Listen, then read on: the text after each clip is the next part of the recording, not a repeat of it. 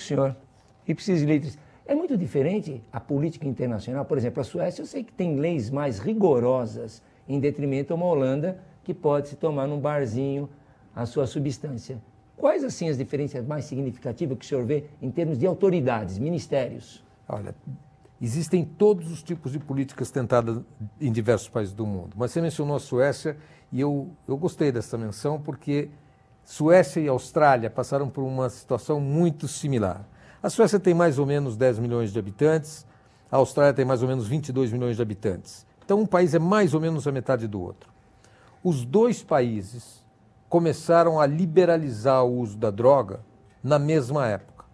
Ou seja, passaram a aceitar que uma determinada quantidade pequena de droga, se fosse pega com um jovem ou com um adulto, fosse considerada para uso próprio e, portanto, não criminalizada, não punida com prisão, etc. E o que aconteceu? Rapidamente, os índices nos dois países de primeira utilização por jovem subiu. Então, se o jovem de 14 anos, sei lá, uma parcela de X% consumia, na hora que passou a ser liberalizado, 2 anos depois, uma parcela muito maior já tinha consumido pela primeira vez na mesma faixa etária. A Suécia percebeu um grande risco e voltou atrás.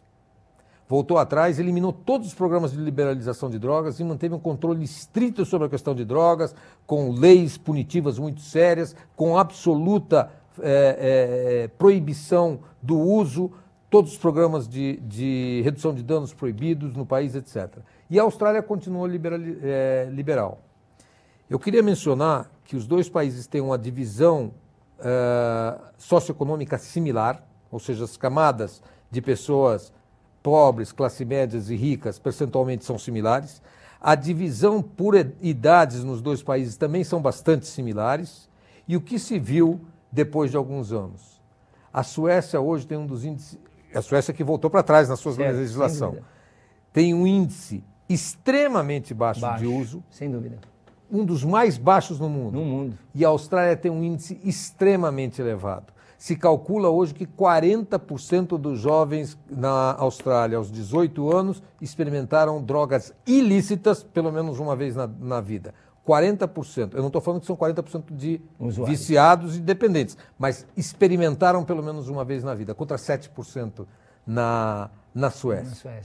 Os propagandistas das campanhas de liberação das drogas dizem, não é que o jovem sueco não usa, é que como a Suécia está na Europa, é muito fácil ele ir para outro país e consumir. Na Austrália, como ela está muito distante, então tem que consumir lá dentro. Que é um argumento absolutamente pueril, mas que algumas pessoas acabam aceitando. Portugal liberalizou as drogas. E ao liberalizar as drogas, eles mostram uma quantidade significativa de redução de traficantes.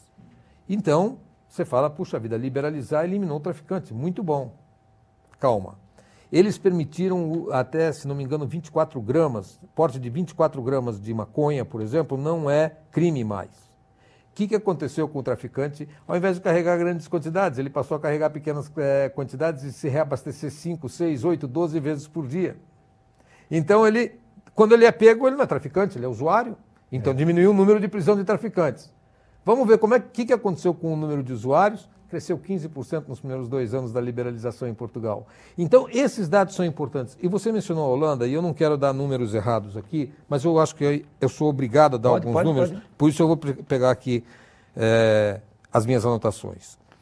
É proibido na Holanda, é absolutamente proibido vender maconha a menores de 18 anos. Existem coffee shops que podem vender maconha, até, se não me engano, também 24 gramas, não, até 30 gramas por pessoa, uma vez por dia.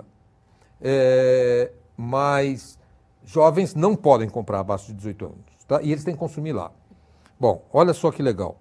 A partir do momento que eles permitiram o consumo da maconha nos coffee shops, o uso entre estudantes do colegial com 15 anos de idade, portanto, que não podem entrar, subiu dramaticamente. Eu tenho aqui a diferença entre 84 e 96. Em 1984, 4% dos jovens de 15 anos disseram ter experimentado maconha pelo menos uma vez na vida. garotos de 15 anos, em 1984, estudando nas escolas, 4% usaram. E aí foi quando liberalizaram o uso para maiores. Em 1996, esse número já era de 28% para os meninos e 21% para as meninas. Aumentou. De 4 para 28. Porque o jovem que vê que a maconha é vendida no coffee shop e é liberado, ele não vê nada um risco. Exatamente. Tá? Outra coisa interessante. Você pode dizer, bom, mas isso é porque o mundo inteiro acabou ficando mais viciado. Só aumentou 3% o número de alcoolistas no país, no mesmo período. Caramba. Tá? Absurdo. Esses números não são números meus, são números absolutamente publicados. Outra coisa interessante, até 1984, praticamente não havia crimes de tráfico de drogas na Holanda. Não havia quase traficantes de drogas na Holanda. A partir da liberalização da maconha, a Holanda passou a ser um dos principais centros de produção de drogas sintéticas em laboratórios. Anfetaminas na França, 68,5% das anfetaminas apreendidas na França vieram da Holanda. 80% das pílulas de êxtase no mundo saem da Holanda. E, dentro da Holanda, só no ano de 1988, 40 laboratórios fabricantes de drogas sintéticas foram fechados. Um país que 4 anos antes não tinha tráfico. Mas na hora que se liberalizou o uso da maconha, se entendeu de que as outras drogas também podem aparecer. E aumentou tremendamente o tráfego de viciados. Ou seja, você pega adictos da França, da Holanda, da Alemanha, da Espanha, que na Europa não há barreiras entre os países, né? Comunidade Econômica Europeia, o sujeito pega o trem em Paris, 1h30 ele está em Amsterdã, usa seus baseados. Lá é legal comprar, ele compra, pede para mais 5, 6 amigos, cada um compra suas 30 gramas, ele volta com seus 2, 3 quilos para Paris, vende para os seus amigos, que também são usuários, e paga a viagem. E aí começou o microtráfico entre os diversos países. Está certo, o nosso bate-papo está muito bom, mas o nosso tempo terminou. Que pena. Eu agradeço a presença do Dr. Marcos. Sua mensagem já foi dada em toda essa ilustração fantástica. E dizer a você, né, ao nosso assinante da NET, que esse programa tem a participação da instituição Cláudia Manso, que também dá apoio à família, aos dependentes, a participação da Igreja Batista Betel, como é importante a religião, dos voluntariados da NET Cidade e também do nosso amigo Djalma, do Espaço Vivo Paisagismo, que nos manda sempre flores para agradar o ambiente. E você, que participa dos grupos de autoajuda de todo o nosso país, está convidado a participar com o tema que vocês quiserem escolher. É um programa democrático que todo tipo de compulsão está aberto para nós falarmos, como o Dr. Marcos fez hoje. Nosso muito obrigado e até o próximo programa.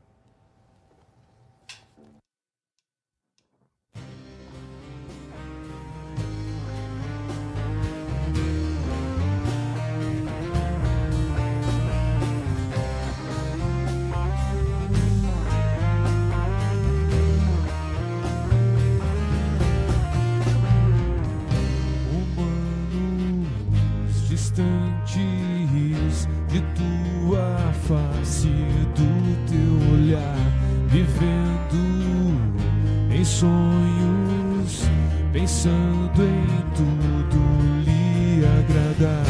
Amantes do mundo, vivendo a ira e a ingratidão, amigos de tudo que não agrada a ti.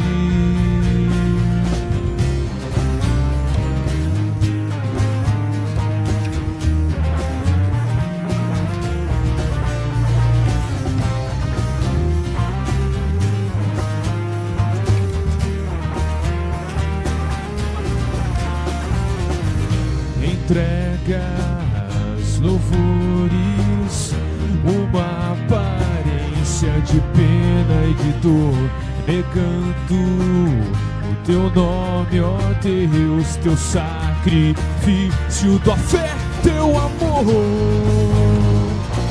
Se Se algo vir em meu olhar, eu não vou mentir. Tua face arde como o sol dentro de mim. Posso louvar, gritar, clamar em adoração, mas pra ser livre te encontrar, sábio viver, consagração.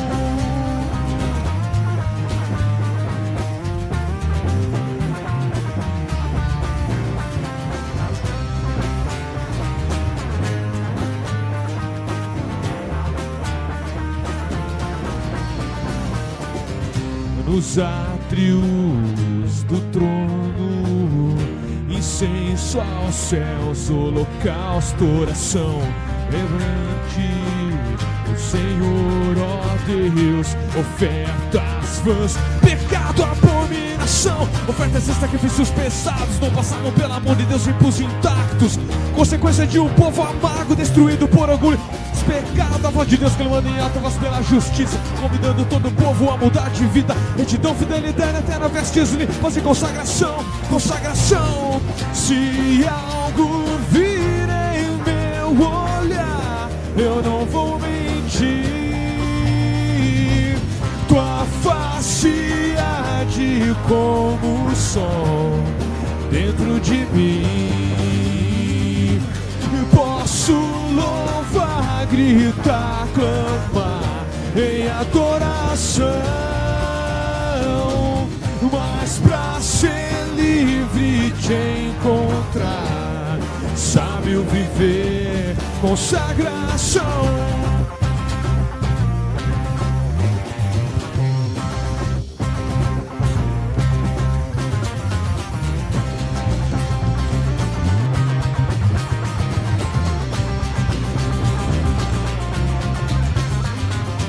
Se algo vir em meu olhar, eu não vou mentir.